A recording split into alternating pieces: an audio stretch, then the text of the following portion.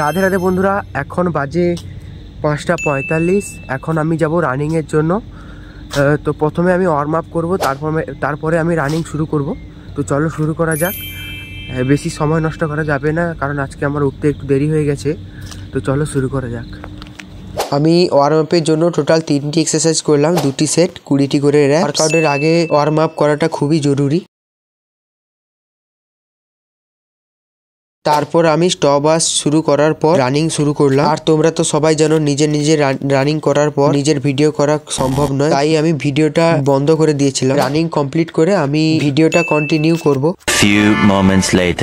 Friends, আমি 5 kilometre running complete করলাম 22 মিনিটে। তো চলো এরপরে আমি ওয়ার্কআউট করব। তারপরে কি ওয়ার্কআউট করি আমি তোমাদের সঙ্গে শেয়ার করব। আর তারপরে বাড়ি যাব, পুরোটা আমি তোমাদের সঙ্গে শেয়ার করব। তো চলো শুরু করা যাক। আর গাইস, তোমরা শুধু দেখো আমাদের গ্রামীণ পরিবেশটা সকালবেলা কত সুন্দর দেখায়। আর এই প্রাকৃতিক সৌন্দর্য দেখতে দেখতে আমি পৌঁছে গেলাম মাঠে ওয়ার্কআউট করার জন্য। মাঠে পৌঁছে প্রথমে আমি করলাম ওয়ার্ম আপ। যেমন রানিং এর আগে ওয়ার্ম আপ করাটা খুবই জরুরি, তেমনই রানিং এর পরেও ওয়ার্ম আপ করাটা খুবই দরকার। না হলে পরের দিন রানিং এর সময় আমাদের সিন পেন হতে পারে। আর আমি টোটাল 4টি এক্সারসাইজ করলাম ওয়ার্ম আপে। এটা ছিল আমার লাইফে বানানো প্রথম ব্লগ। আমি সাধারণত কোনোদিন লং ভিডিও বানাই না। তো যাই হোক, তারপরে আমি করলাম এই এক্সারসাইজটা 2টি সেট 15টি ট্যাপস।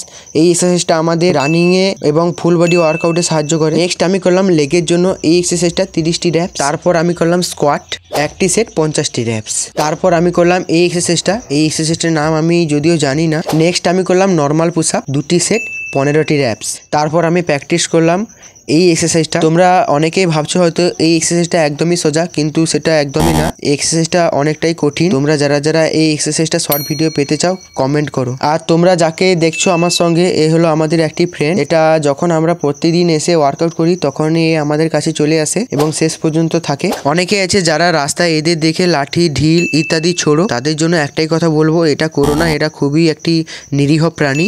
এদেরকে একটু ভালোবাসতে শেখো। আর এদেরকে যদি ভালোবাসা দাও, ঘুরিয়ে তোমরাও ভালোবাসা পাবে।